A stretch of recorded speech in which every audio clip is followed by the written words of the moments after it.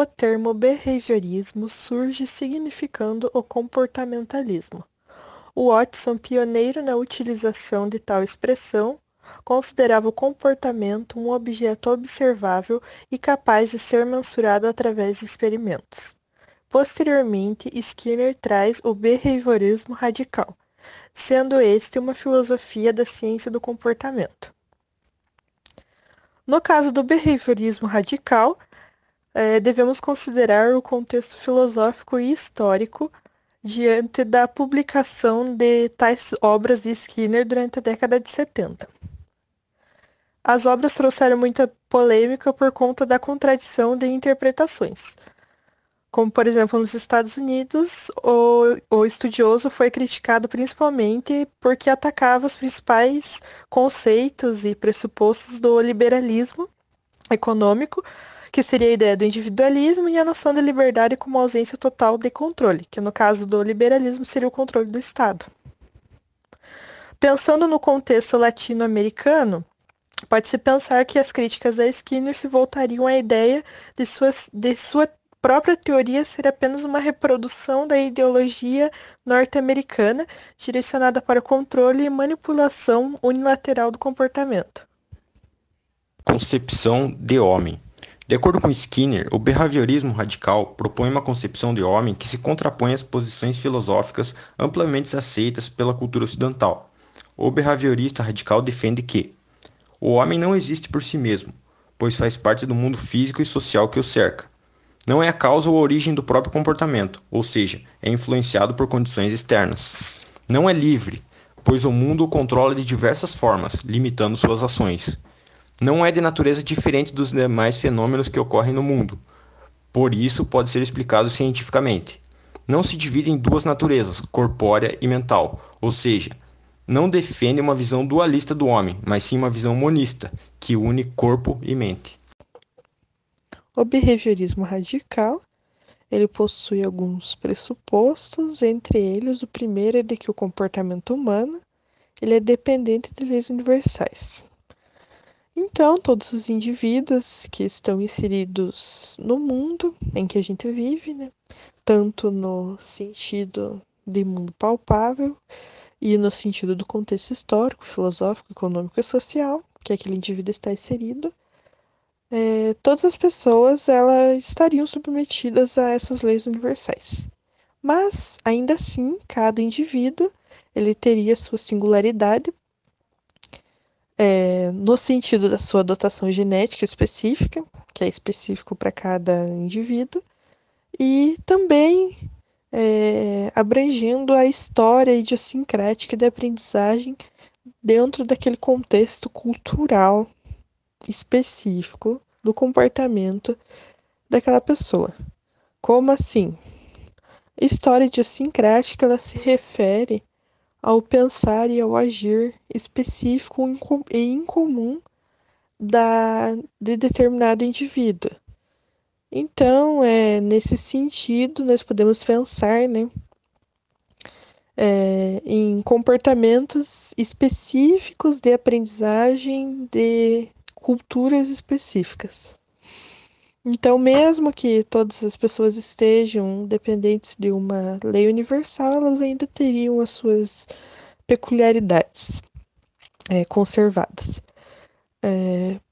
Outro aspecto que é trazido pelo behaviorismo radical é o comportamento humano, no sentido de que ele pode ser compreendido assim como ele pode ser explicado.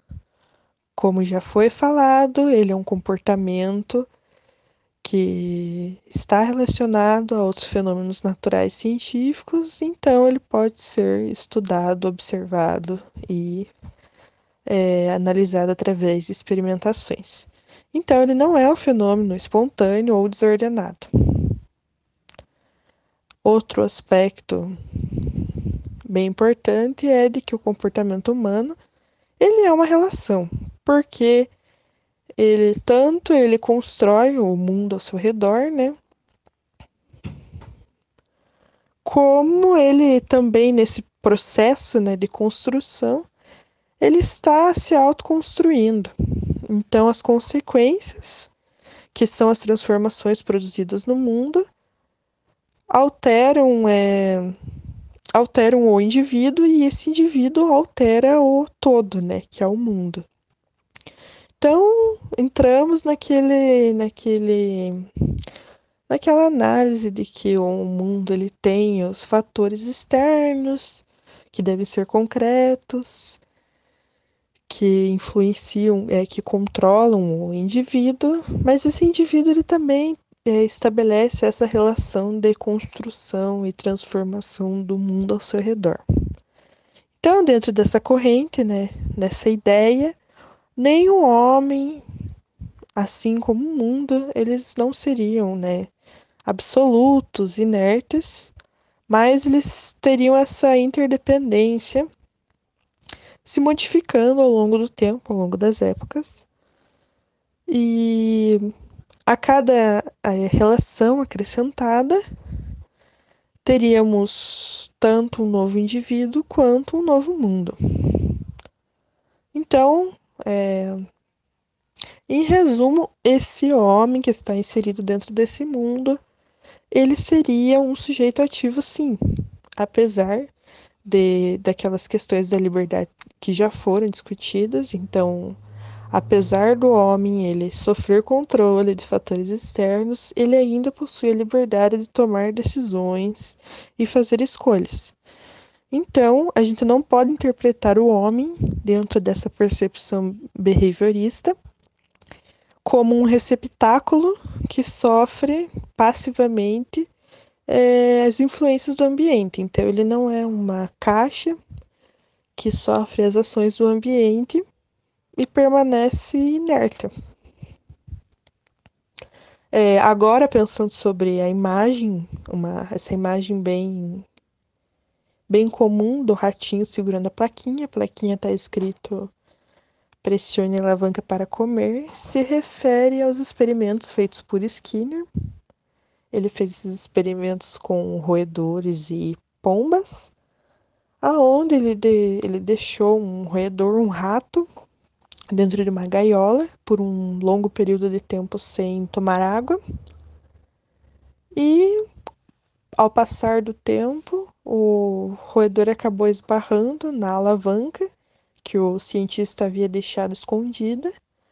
E o roedor ele acabou entendendo, né, acidentalmente, que ao pressionar a alavanca, ele poderia ter acesso à água. Então, toda vez que ele tivesse a necessidade, a sede, ele iria procurar ativar essa alavanca.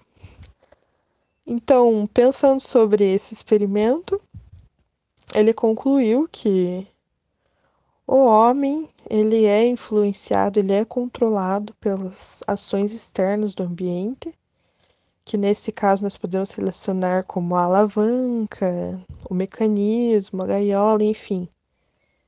E assim como o homem é controlado e influenciado por as ações do ambiente, as ações externas, ele também está transformando esse ambiente. Qual seria o papel da educação em uma comunidade? A educação seria uma forma de garantir a sobrevivência cultural de um grupo, juntamente com a implementação da liberdade, dignidade e qualidade de vida aos seus participantes. Ou seja, garantir seu valor ético. A escola tem como objetivo garantir o aprendizado de conhecimentos vantajosos para o futuro, seja no ambiente comunitário ou individual.